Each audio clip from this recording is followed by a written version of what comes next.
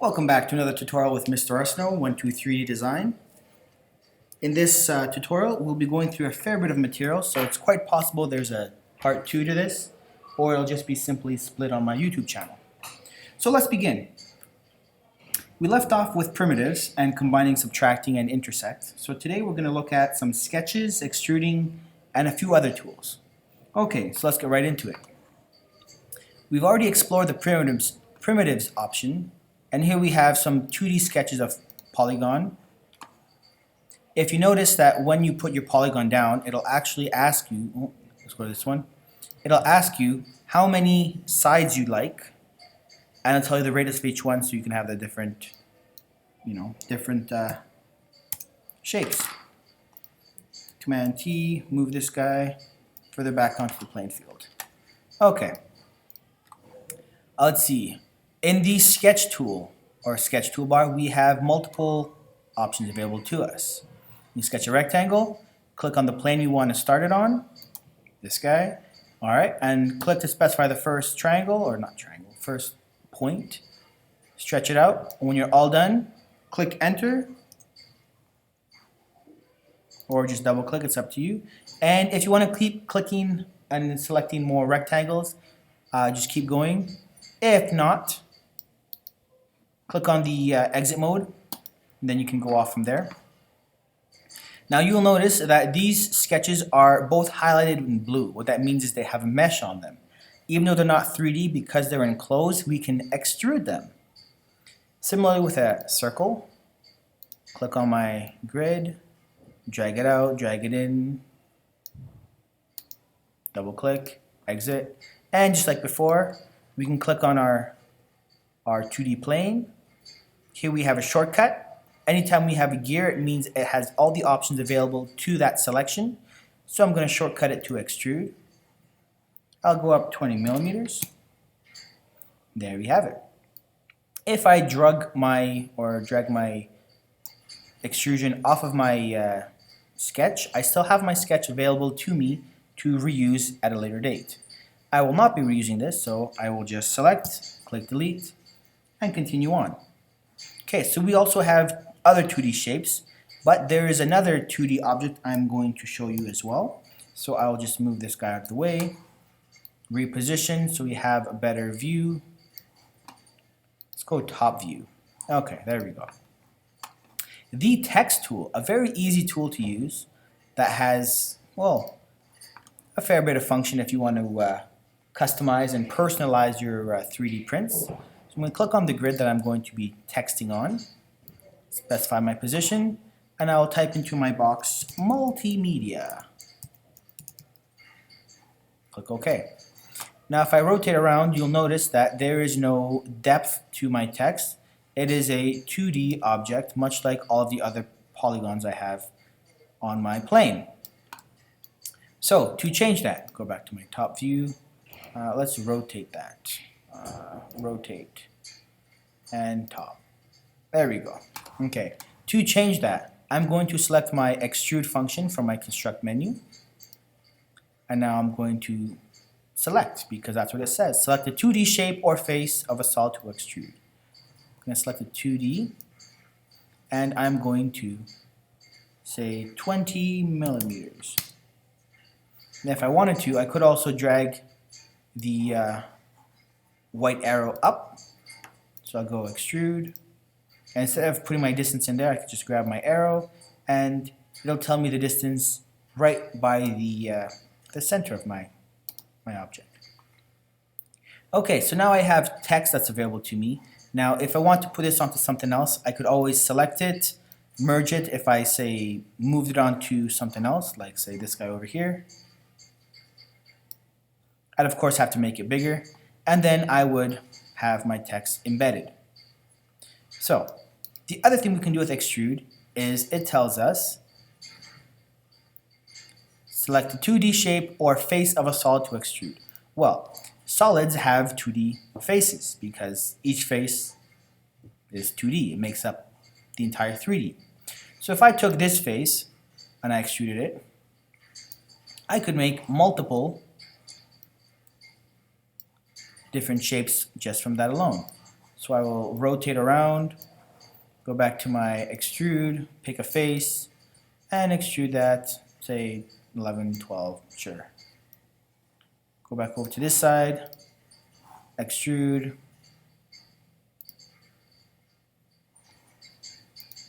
and I'll choose 12. There you go. Okay, so it looks like a giant Y, which is perfectly fine. But really, all I was trying to do was show you that you can extrude different faces. And I still have 1, 2, 3, 4, 5, 6, 7, 8, 9, 10, I think 11 faces I can use. It might just be 10. Anyways, moving on. Okay, in our construct, we have extrude, sweep, revolve, and loft. These three will be covered in a more advanced lesson. So right now, we're just going to focus on the extrude. In our next menu, we have the modify. Press and pull is very similar to extrude. However, there is some slight distortion to our polygons, our primitives, our shapes. All right, so let's go take a look. If I was to go back to the front and I brought it up. Okay. Seems pretty simple, acts just like an extrude. But if I had, say, something that wasn't the right shape, I could potentially distort it just a little bit. But right now, we're just going to focus we're just going to say that the press and pull tool is very similar to the extrude tool. What else do we have? We have the tweak. Okay, the tweak distorts or skews part by moving a face or solid or edge of a solid. Can't speak today. Okay, so I'll put down a box and I'll show you exactly what I mean. If I go to tweak, I can tweak a face. By pulling the face, okay, I can rotate it.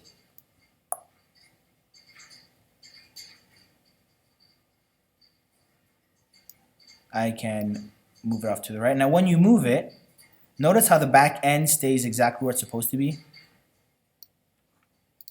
Okay, so that's tweak. It somewhat anchors down. If I go back to tweak again, and this time I use a segment.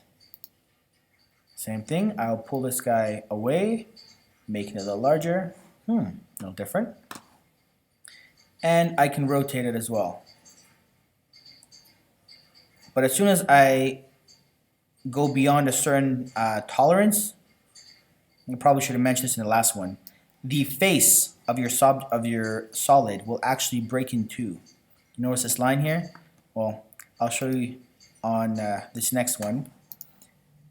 When you break a face, nothing really bad actually happens. It's just that it can't distort any more than you're making it. So it basically folds in onto itself in the best position it knows how to while still being symmetrical. So that is a tweak. If I want to tweak something round, like say this guy, I'd have only my top end available to me.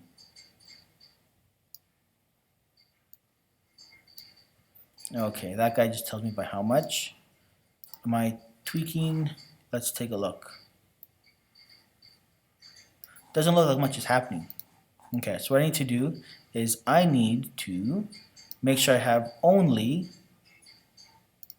my one segment selected. Okay, let's go this way. Can I tweak it? Are you tweaking? I don't believe it is. That's a shame. So let's try over here. Tweak. Just this guy. Let's move him out. Okay, there we go. That's what's supposed to happen. Not too sure what happened there, but that's all right. For the basics, we'll get through it. All right, next we're going to go over the fillet tool.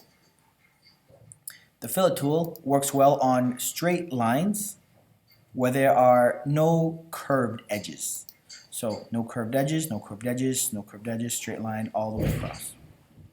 Okay, so the fillet tool, this guy right here, shortcut is E. By selecting it, you can fillet one edge, or you can fillet a line as well. I'll show you the line in just a minute. Dragging it in, and if I go to my back view, you can see that it rounds it. Now I can keep going until it rounds to a practically flat plane, or just a little bit.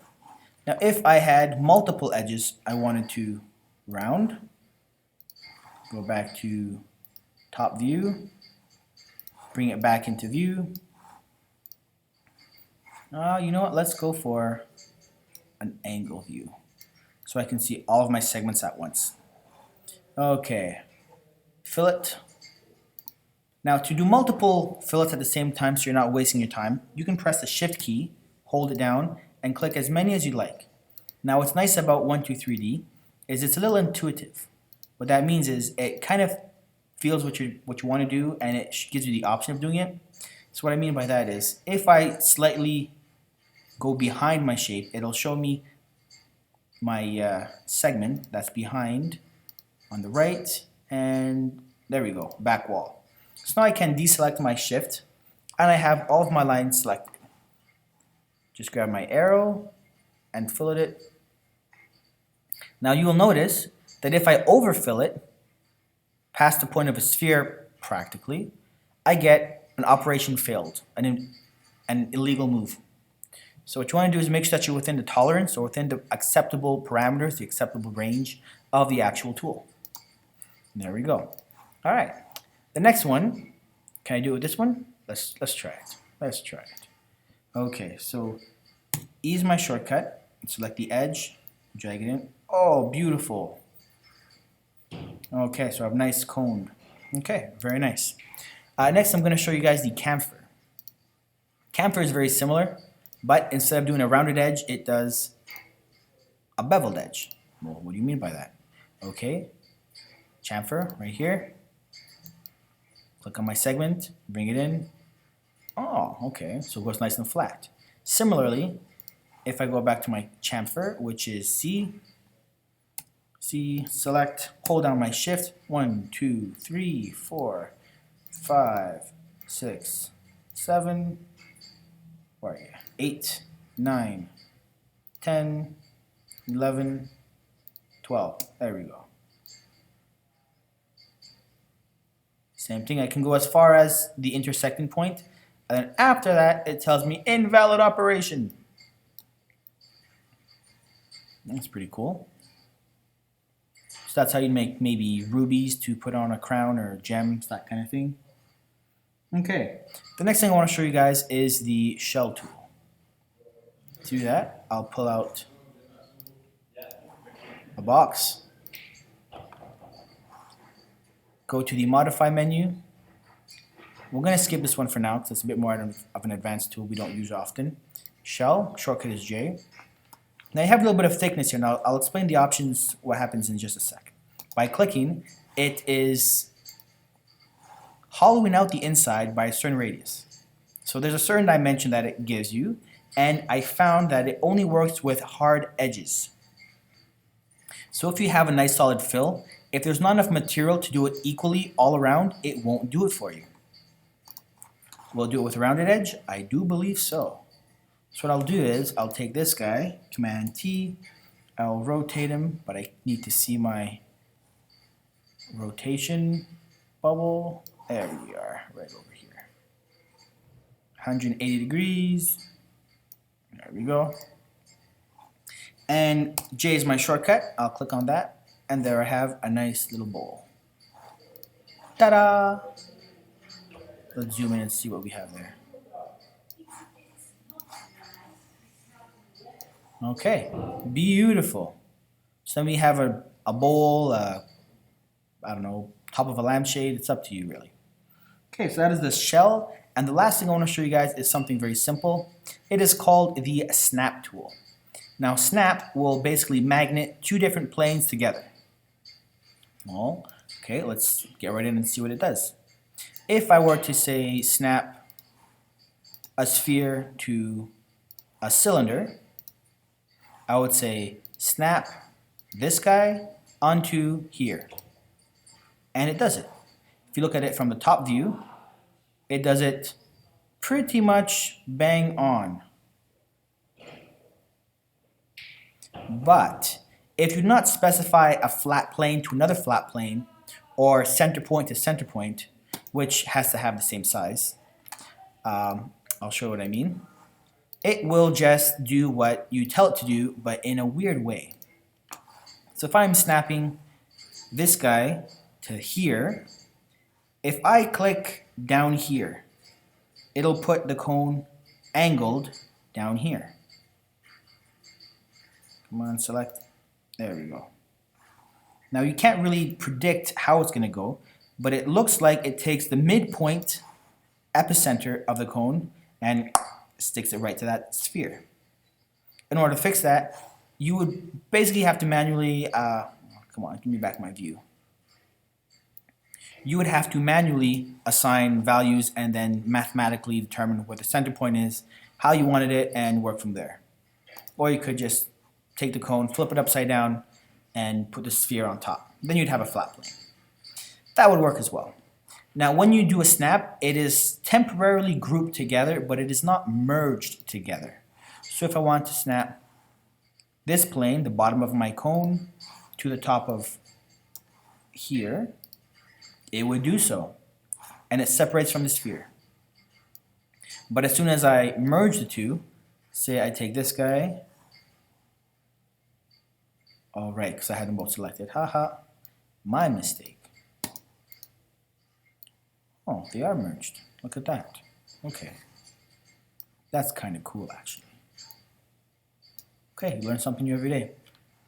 If I were to take this guy and snap him to here, actually, let's just do that like so. Not snap, pardon me. Let's merge him. So let's go merge. 1 plus 2. And if I snapped this guy to, I need to see the top of that. This plane right there. There we go. I'd have myself a little bit of a tower. Okay, so that is it for now. Hopefully you learned a little bit. I know it went kind of fast, but this is just a basic introduction. So we'll see you next time, and good luck with your 3D modeling.